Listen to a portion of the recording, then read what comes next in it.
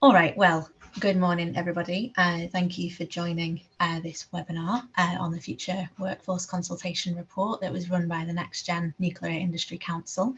I'm just quickly starting off with a few housekeeping bits before I hand over to Simon, who's going to be our moderator today.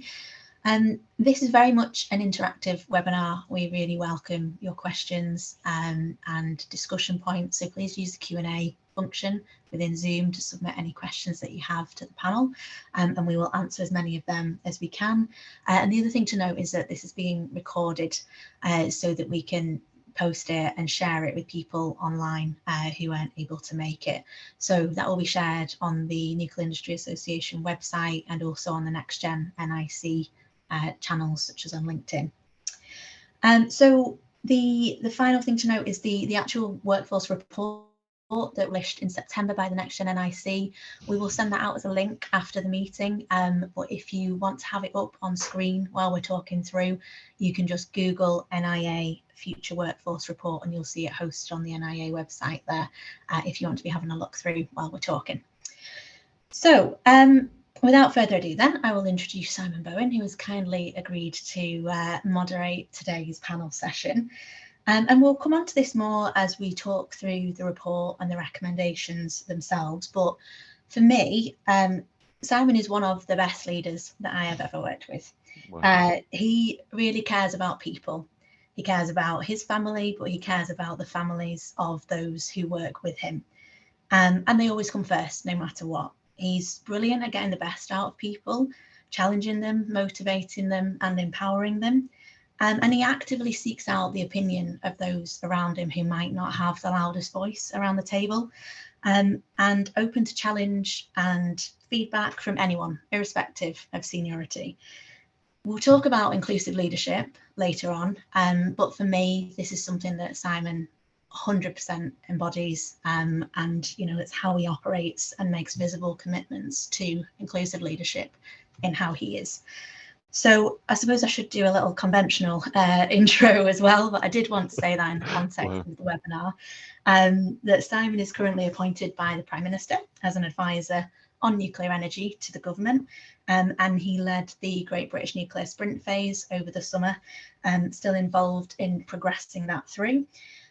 Previously Chief Executive at Babcock Nuclear, MD at Urenco Capenhurst, and had spent time with BP before that, and also served as a submariner.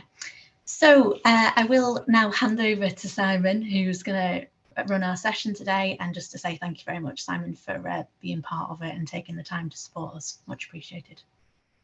Wow, thanks, Alice. I'm so flattered. That's such a lovely thing to say. Thank you. That means a huge amount. So, wow, how do I follow that? So I wanted to start with a safety moment. I mentioned it briefly to the team that I think a safety moment would be appropriate. I don't know if any of you've seen the press this morning. I am on the council of the RNLI, which is a charity that saves lives at sea. And there was a mass rescue in the Channel last night where tragically 3 people died. I think hopefully it's been limited to 3. Tragically 3 people died in the water, in the icy water, but 30 were pulled out of the water. So there were 43 people on a boat trying to cross the Channel, and the RNLI have become deeply involved now in basically supporting migrants as they get into difficulty, or indeed escorting them across to make sure they get there safely, because they have a principle which says every life matters. We don't care who they are or where they're from. We don't judge. We save them. And what's the safety moment? The safety moment is the benefit of planning. In the summer, the RNLI did a number of exercises on mass rescue. They pulled 30 people out of the water last night in the dark, in the cold, and 30 people survived who wouldn't have normally survived, and they pulled them out in minutes. So they've been practicing this, and it is, for us as nuclear professionals, is right at the heart of who we are, which is you know, we do things professionally and we practice things and we exercise things because we have to get it right in our industry, and it's absolutely crucial in the RNLI. But it was just really a shout out to the crews of Dungeness and across the Kent coast who did this, because they saved 30 lives that otherwise would have been lost. Tragically, 3 were lost, but they saved it. So the benefit of planning and practice. So thank you to Alice and the team for inviting me to do this. Why is this important to me? Because people leadership has always been something that I've been massively passionate about. And when I read the report, I actually felt quite sick actually when I saw the word clouds and thought, wow, okay, is that really the way people feel about our industry? That's just not the way it can be. This is not the way it has to be going forward. It is the way people perceive it to be.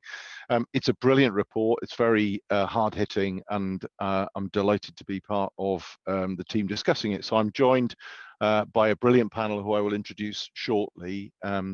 Sadly, Mo was meant to be joining us, Mohammed Hussain was meant to be joining us, but he's had to call in sick, but I will introduce the rest of the panel in a second.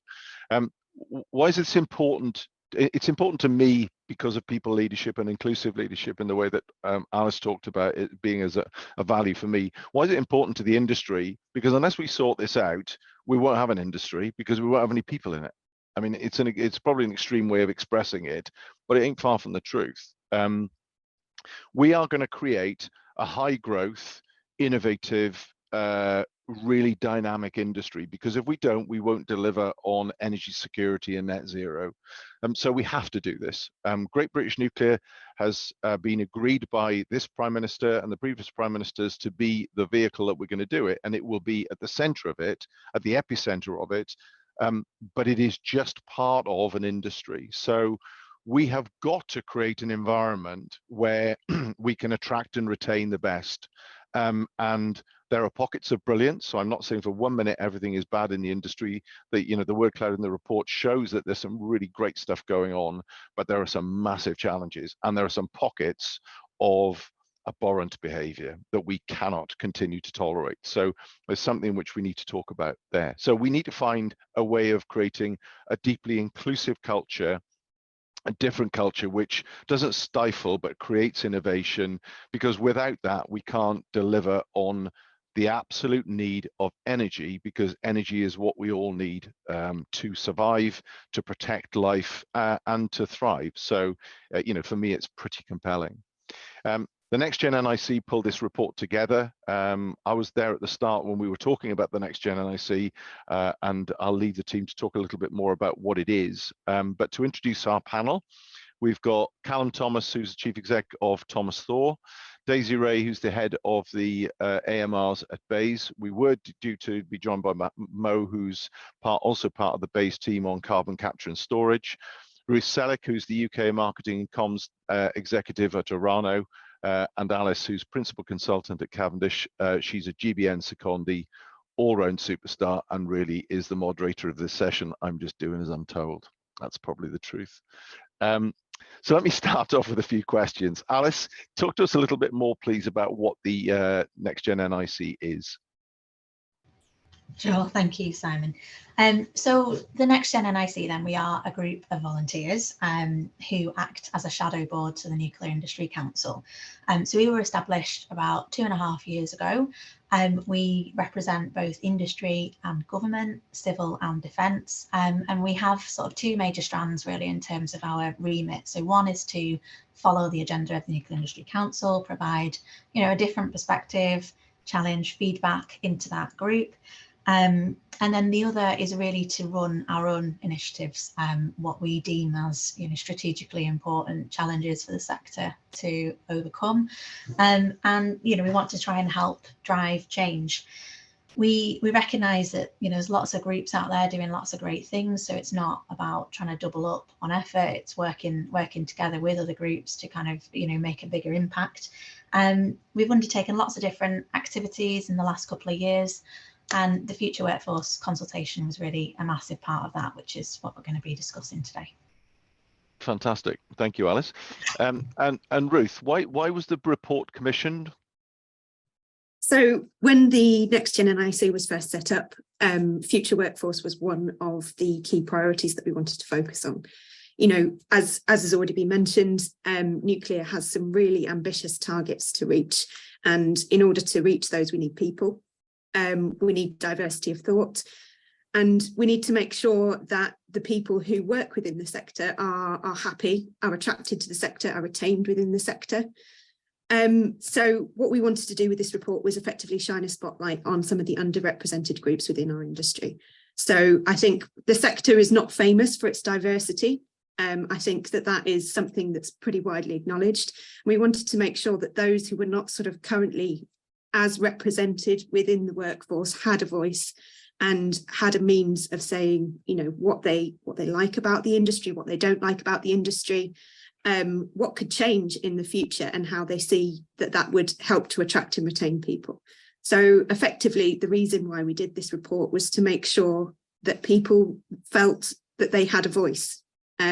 People felt that they could actually stand up and say, talk about their industry, talk about the place where they work, maybe talk about the place that they've chosen to leave in some instances as well.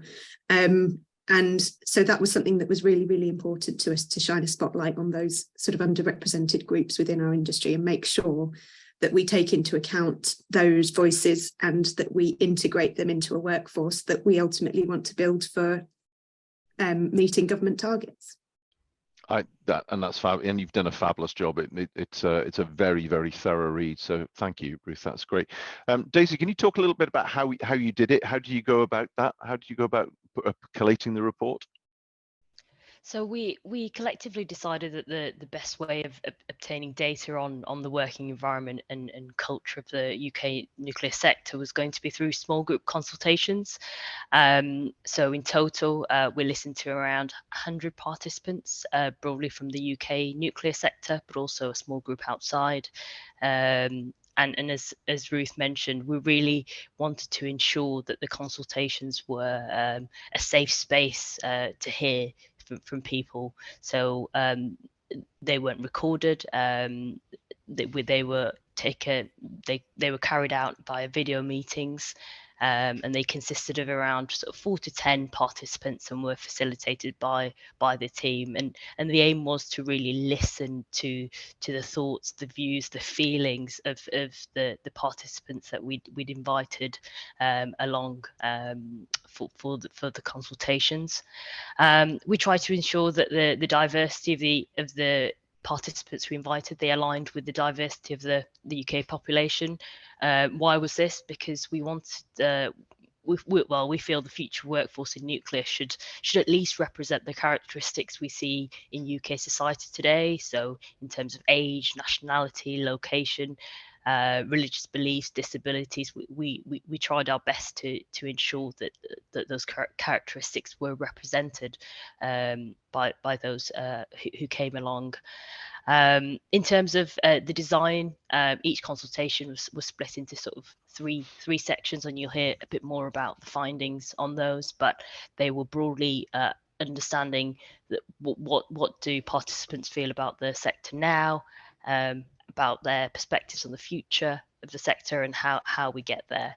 And you mentioned the word cloud, Simon. So that was one of the really helpful tools we used to engage with the participants in those consultations and to really allow that open discussion. And we really gained some really valuable insights into what the workforce of the future are thinking and feeling.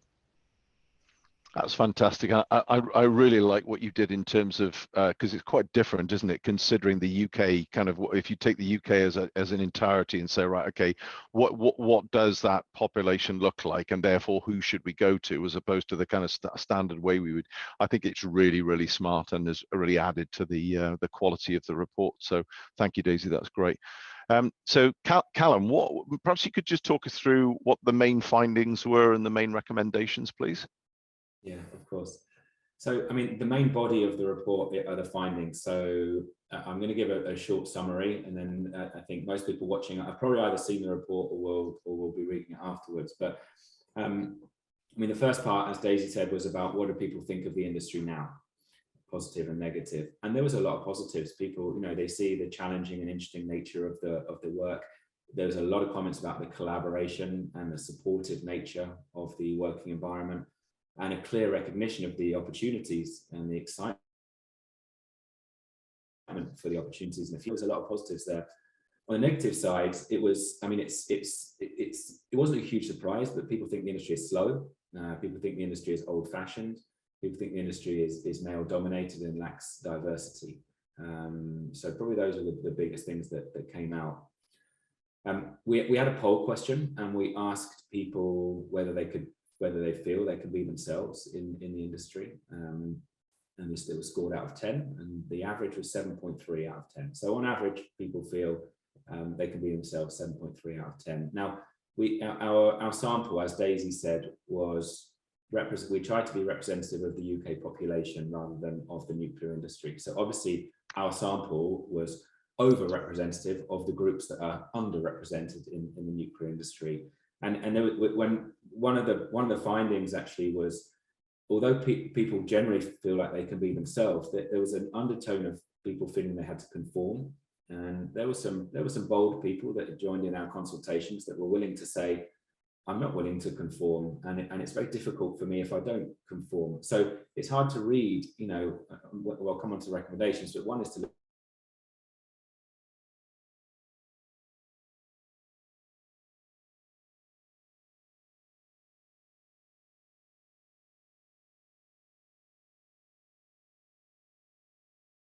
what would make them leave.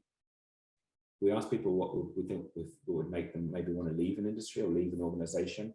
And the overwhelming response, the largest response, was no career progression. If people see no career progression, then they would leave an industry or an organization. If they were not supported, they would leave. If they're working in an environment they felt was cliquey, they would leave. If it was non-diverse and didn't represent the communities that they lived in, then these would be the big reasons why they would leave. So our findings kind of cross-reference, and that's the analysis in the report. It goes on, okay, what do people see now that they like and don't like? What do people want in the future that would make them stay or leave? And how can we cross-reference what exists to what they like and what exists to what they, you know, what doesn't exist to what they like? And that's what the analysis is in the report. We did have a final poll, which is also in the report, which is how confident are participants in the leadership of the industry, which was 5 out of 10. So not resounding.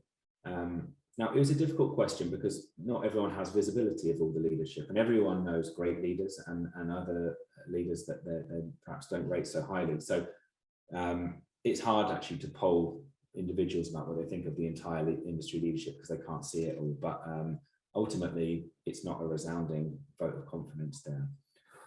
So that's a short summary of the findings. In terms of the recommendations, we have 7 recommendations, and we're going to go through and obviously talk about these in the questions. But the first one is to strengthen the investment in workforce initiatives. And this overrides, you know, it crosses a lot of the others, because a lot of the work going on around workforce in inclusion and diversity, for example, or in improving the employer brand or the image, is drastically underfunded, and it's run by volunteers. And there's some awesome work going on and great effort, but it's not funded to a high enough extent. So more investment is our first recommendation to drive change. The second one is for inclusivity to become a core focus, and yeah, having accountability, which is a main thing. Having accountability for inclusivity. I think a lot of organizations will think they're doing quite a good job, and there's a big case of it's not us or it's not me. But I think putting inclusivity at the focus means investment in that area. Maybe there is an opportunity to create a national standard for measuring investment in activity and in improving inclusivity. So we've suggested as a recommendation, could there be something that could measure where and tell the difference between posturing and meaningful action? So that was our second recommendation. The third one was around national coordination in development of inclusive leaders. All organizations do their own thing, but could there be something across the industry? You know, we'd love it. We'd love an industry in the future that was famous. You know, I'm joining the nuclear industry. Oh, great, because they've got that leadership development program that happens nationally, haven't they? And, you know, wouldn't it be great if the industry was famous for something that was either an accreditation or something that, you know, leaders get, where you're in a room with other leaders from other organizations in your industry, and you're basically holding yourselves accountable to developing leaders. in an inclusive way, in a complementary manner to everything that goes on at the organisation level. The fourth one is making career pathways more visible. People in the industry generally see the excitement and the opportunity, but people outside the industry definitely do not. Could we do more? Can we do more? Will we do more to make not just the careers visible, but also the career pathways and the variety visible? That's something really tangible that I think could be done and would be great to do collaboratively. It doesn't need to be done by one organisation, could really be done collaboratively. And the fifth one we feel is also collaborative, which is investing in the employer branding at a national level. And I know there's some really good work going on at the moment to try and collaborate on this. But you know, the rising tide rises all ships.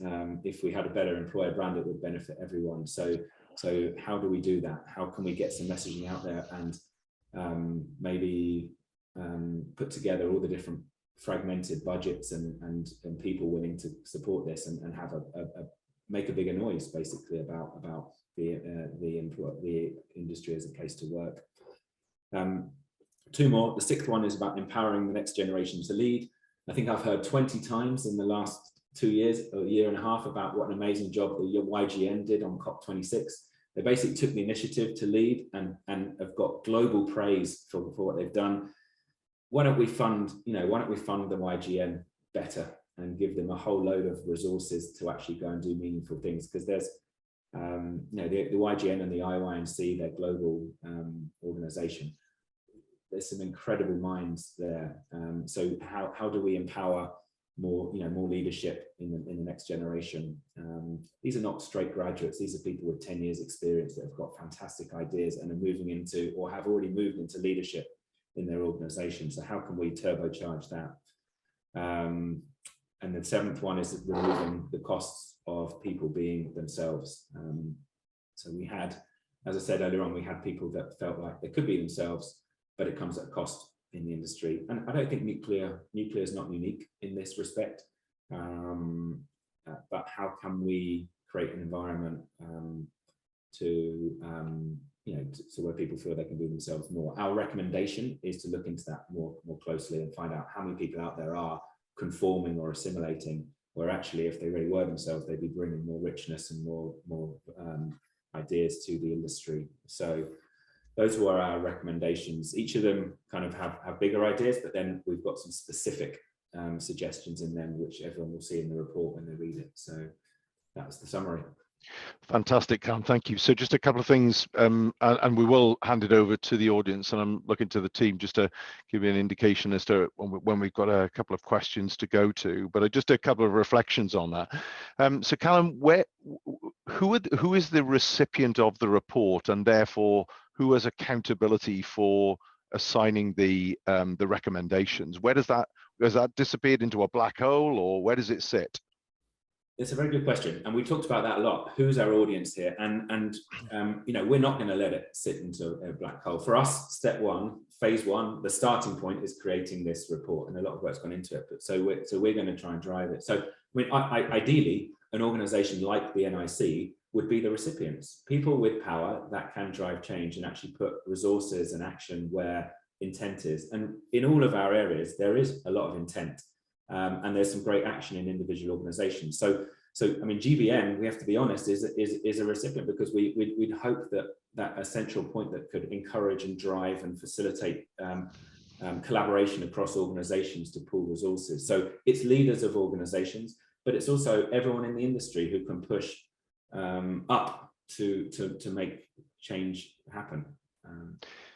Fantastic. So there's an offer I have, which I think there's a number of threads coming together on future workforce planning, recruitment, retention. So there are a number of things that have been talked about where GBN can be at the heart of this, because for me, we've got to redefine what the NIC does, what the NIA does, and really bring people like the YGN, the Next Gen, into that conversation in a much more meaningful way. And I think there may be a way of doing that, but that maybe we could come to later on.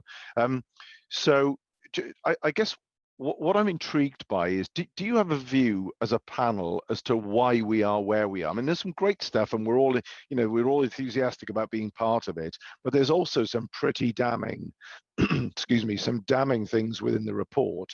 Why do you think we are where we are? Happy for anybody to have a go at that. For me, I think it's something to do with the culture of secrecy that has seemed to envelop the nuclear industry for many decades. I think that has sort of distorted the way the industry brands itself, the way the industry markets itself, both to future workforce, both to its current workforce. I think that sort of culture of secrecy has perhaps led to a culture of not talking very openly, even within the industry. And I think, you know, a report like this is an opportunity for people actually to have a voice and actually speak about things that perhaps previously had been enveloped by this sort of culture of secrecy that in the modern day, as we look forward to a different type of nuclear future, isn't really as relevant anymore, in my opinion. So I would say it's that lack of talking that really has got us to where we are today. Yeah, I think that's a great point, Ruth. If you look at the way in which the industry kind of shrouds itself in, well, you know, everything's got to be official sensitive, and you know, you can't talk about it. It's actually nonsense, because the amount of stuff that is really needs proper, you know, security protection is tiny. And I think it's a really good insight, is that's encouraged a culture where, you know, it's almost cool not to talk about it. Well, for people have, you know, but which is just, you know, I can't tell you, I could tell you, but I'd have to shoot you. That sort of nonsense which exists around the it just exists around the industry, which is just unnecessary and gets in the way. I think that's really good.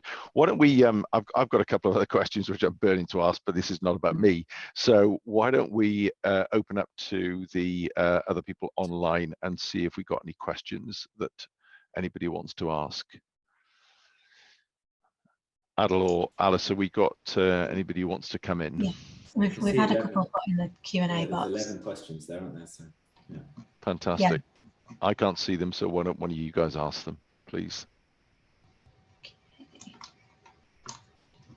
Callum, the first ones have gone from my list. Can you see the first ones that came in, please? How can you create a high growth dynamic industry that attracts young people when currently the cost of living, many engineering and science graduates are drawn to other sectors which will pay for the skills they have? So yeah, how do we attract young, the new generation? That's the question. So, panel, what do you think? I think this is something we thought about, and it was a focus for us through the consultation, in terms of we really were interested in how do we attract new people into nuclear, but also retain. So I think that attraction retention piece, it was very clear in our mind that we were looking for more information around that. In terms of, I think my personal view is what we saw from the report as well, and how I came into the industry. Sometimes we just tend to fall into the industry and perhaps then stay here for a number of years. But I think there needs to be a sort of concerted, coordinated effort to ensure there's career pathways, a clear career pathway from sort of graduate or school leaver level. So it is really clear that the nuclear sector has highly skilled jobs that are available, that are interesting, that are dynamic, and I think that will then mean that there are more people, or more younger people coming in that have actually thought about a career in nuclear, rather than just falling into the sector. And I think, just building on that, Daisy, I think, if you know, from what Callum was just saying on things like employer branding and, you know, the collective career pathways, some sort of, you know, wrapper around that, where we present the industry in a much more integrated way, then, you know, then maybe we can attract the talent in that way. So I think there's some real hooks in the report that build on what you've said, so that people don't just fall into the industry, they are attracted by it, you know, because it, as the question implies, we've got to create something which is much more dynamic and innovative, so people are naturally drawn to this, as opposed to being attracted to, you know, Formula One or digital space or wherever they end up targeting. So thank you. Yeah, and like you said as well, to deliver our SMRs, AMRs, Hinkley Sizewell, we're going to need the people, and we're going to need a happy workforce as well. So no, I think all really important. I don't think it's a negative on the industry. I don't think people are negative about the industry. I think they're just unaware. And I think if we had, in the way that people have rushed to biotech and fintech, we need clean tech, clean energy tech, or decarbon tech. We need this next big thing that people are drawn to the purpose of the industry. Because if you explain it to someone after 10 minutes, they're like, that's amazing, and people would want their career to be in that direction, but they just don't know about it. So it's building awareness of the purpose that the industry is part of, I think. Purpose, and I really like that, Callum, because the more we talk about the industry being about net zero and energy security, and it just so happens to be nuclear, then that really starts to, I think, get to the heart and start to tug on people's, or people have an emotional connection to that because it's so critically important for the planet and for, our children's well-being, etc., which are all the things we know. Okay, great, thank you. Can we have the next question, please?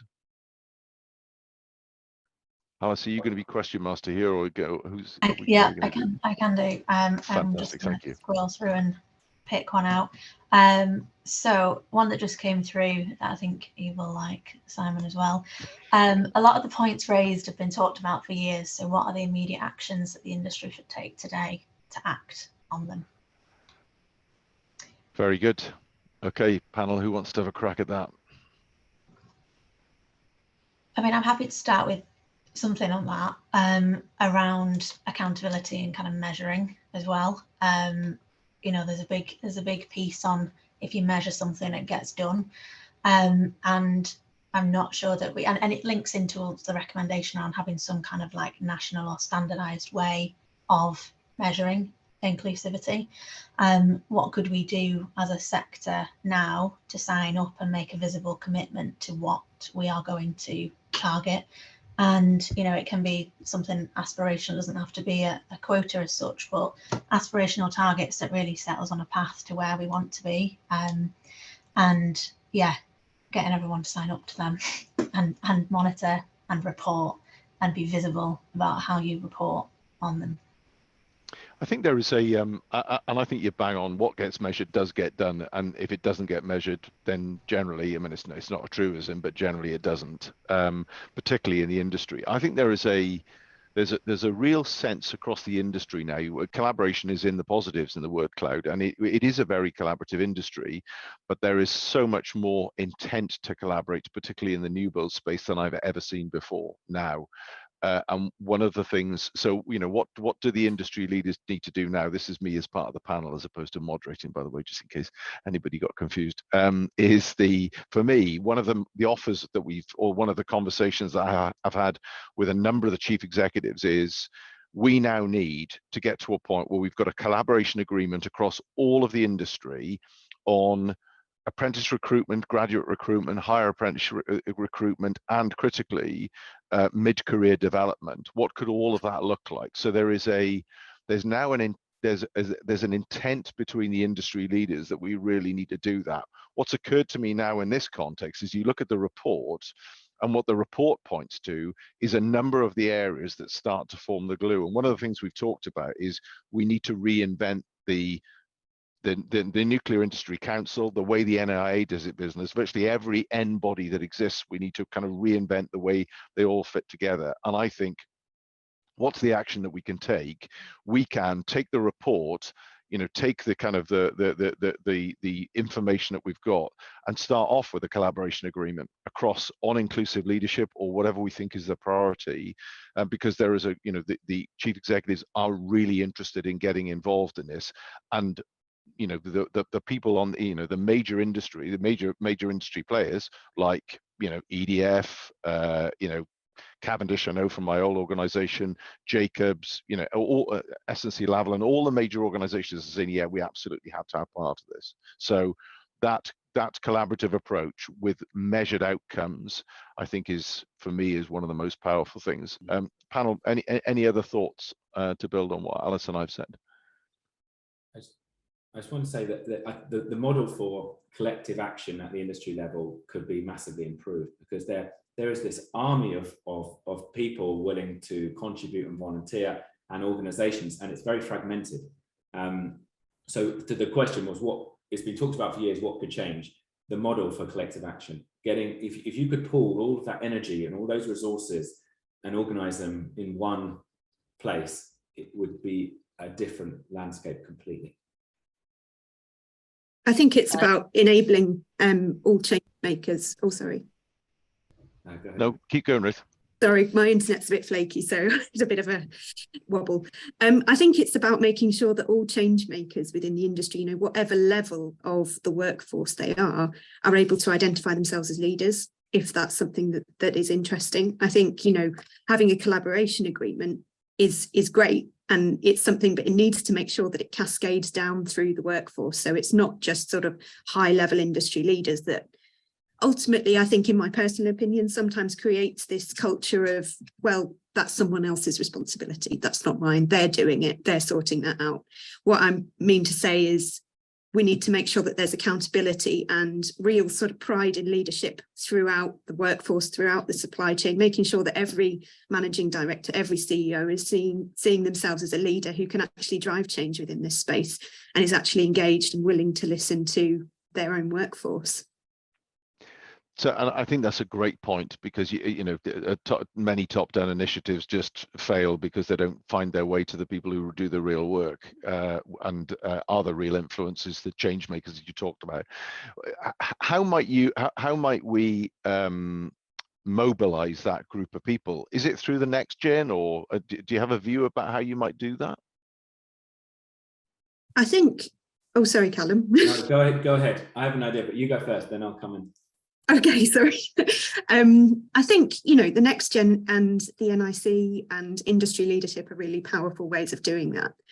I think ultimately there is also an accountability for maybe a more commercial stance on this as well. We see ultimately in a lot of bids, in a lot of tenders, we've seen a greater focus on through public procurements on inclusion and diversity. Why can't we build it into something like that actually sort of really, really holds people to account? It's not a nice to do, it's something that the industry is very kind of concretely committed to.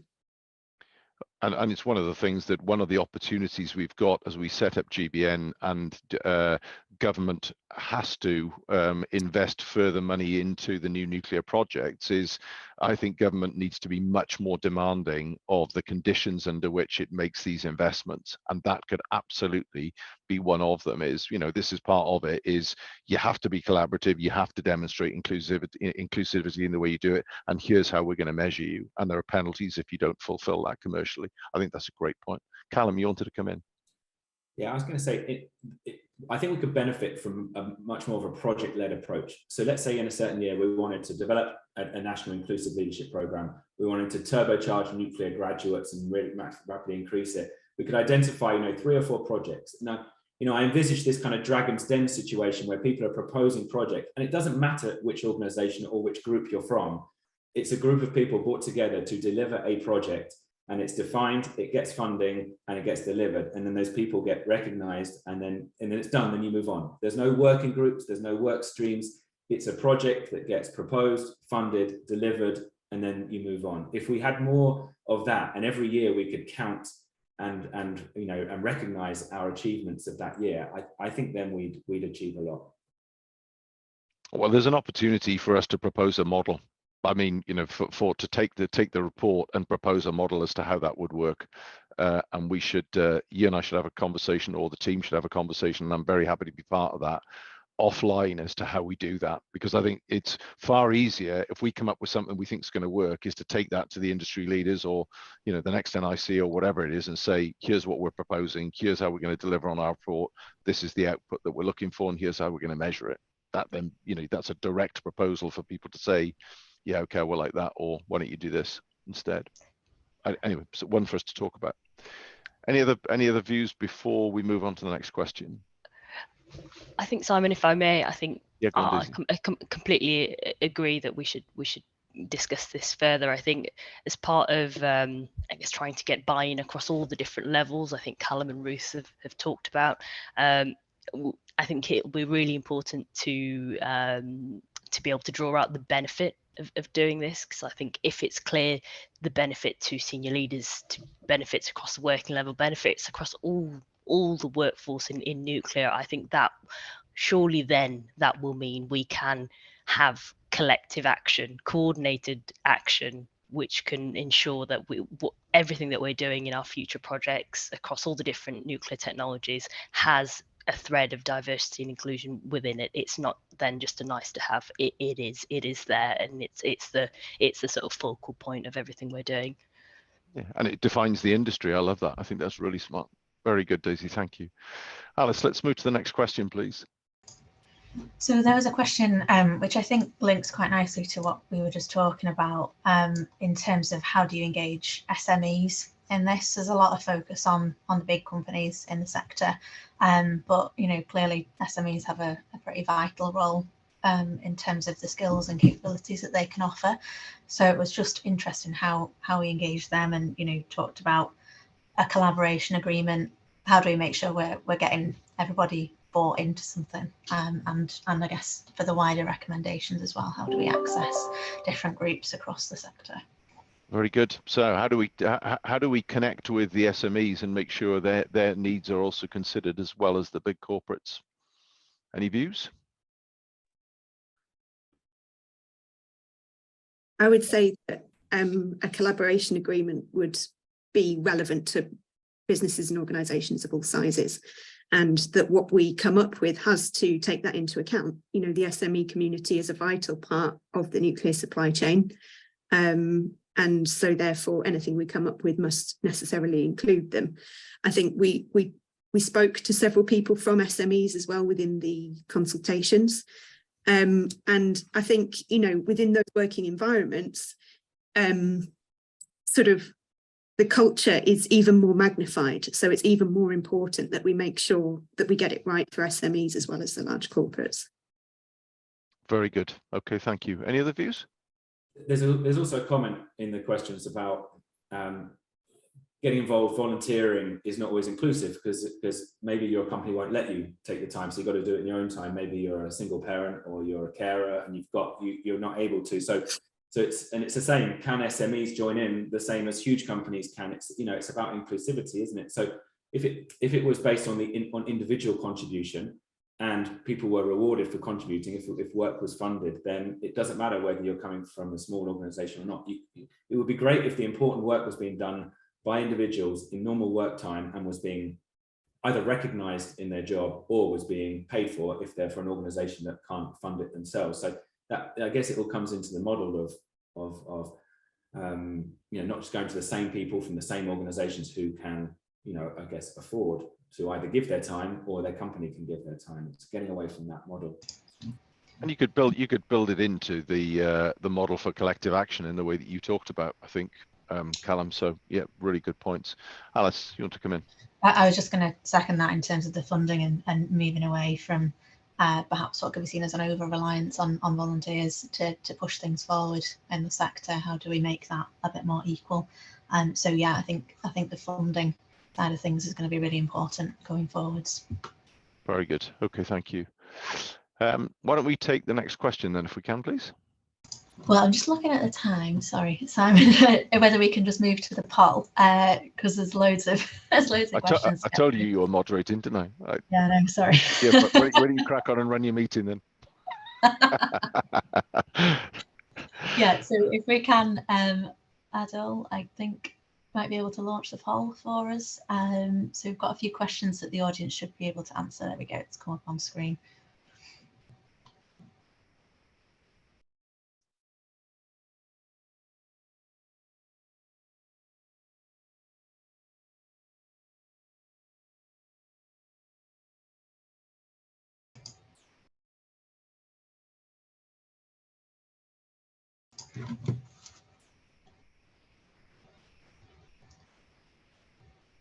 Hopefully no one told me I wasn't allowed to vote. I know. Me Not neither, very- Simon. is it? No, that's not very inclusive, is it? It's not. No, I'm feeling Hosts and particularly. panelists are not included.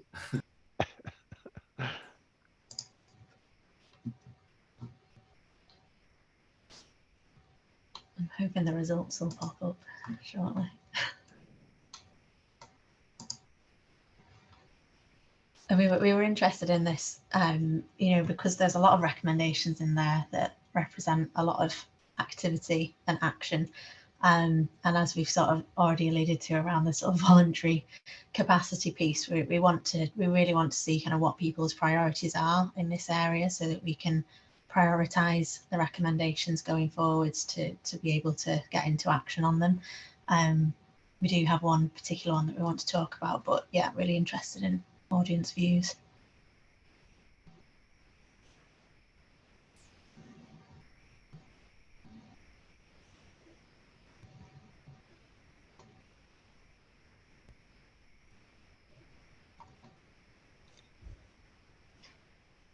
There's 22 questions now in the panel, so we're not going to get through them all, but perhaps we make a commitment to answer those questions and circulate the answers afterwards. I think that's a really smart thing to do, Callum. Thank you. Are we being beaten by the technology here, or? I think we do have the results, Alice. If you can see our chat. What Adol's posted it on our. Apologies. No Locking them problem. in place. Okay, so the top one is making career pathways in nuclear more visible, followed by empowering the next generation to lead, and then inclusivity becoming the priority focus across the UK. Great, okay, so that's the top three. So it's 29% voted for the career pathways becoming more visible in nuclear. Very good. Can we move to the next question? There's one here actually, if I may, Alice. There's one here for you, Simon. How will GBN help engage and grow the attractiveness of the nuclear industry? Sorry, I'm asking the questions here, aren't I? I'll tell you. So yeah, it's very topical. We've got a once in a generational opportunity to start a new organization. I've never had the privilege of starting a new organization before. So we are, Alice, myself, and a number of the other team are looking at how you start with culture and people as opposed to task. What's the culture that you want to create? And the report is really, really insightful for us. So what we're doing is we are going to, in the creation of GBN at the start, we are going to start off with defining the culture that we want to create, which will be a deeply inclusive, diverse culture of people not just from the nuclear industry. So we're, to Ruth's point, we're going to try and take away some of this secrecy stuff and say, look, most of this is not in any way sensitive. Why don't we welcome people in from many different industries? And because we have got to be seen to be the beacon of the industry. We've got to be seen to be, if we're serious about creating a new, a diverse, inclusive, innovative industry, GBN has got to be seen to do that. Because we are, if government chooses to allow me to stay involved in it, here's what I'm committed to. I'm committed to creating a beacon of the industry, which people look to and say that's exactly the way the industry should look like, and to influence all of our industry colleagues and government colleagues to be part of it. And we have got a process that we're now looking at, which basically looks at culture, organizational structure, and processes, and pulls the whole lot together so they all reinforce culture, so that you create the kind of vibe that you want in the organization, but you also create all of the supporting processes and frameworks to be able to do that. So that's how we are intending to do it, and as long as I'm still involved, that's my commitment to get involved or to drive that.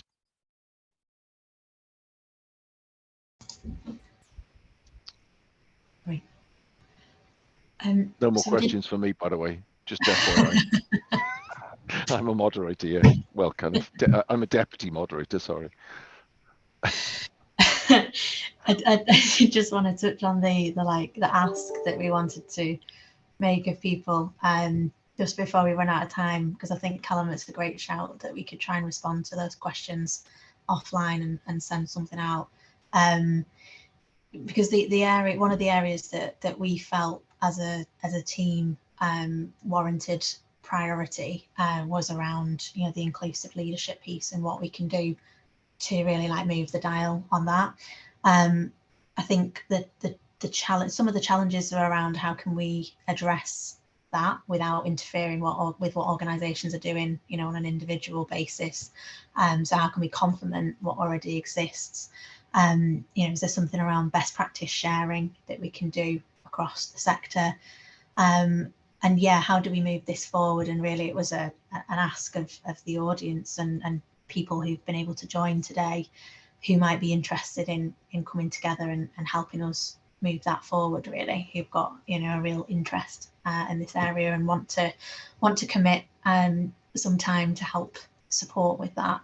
So it was just really an area that I wanted to make sure we had time to discuss as a group. If anyone else wants to add to that.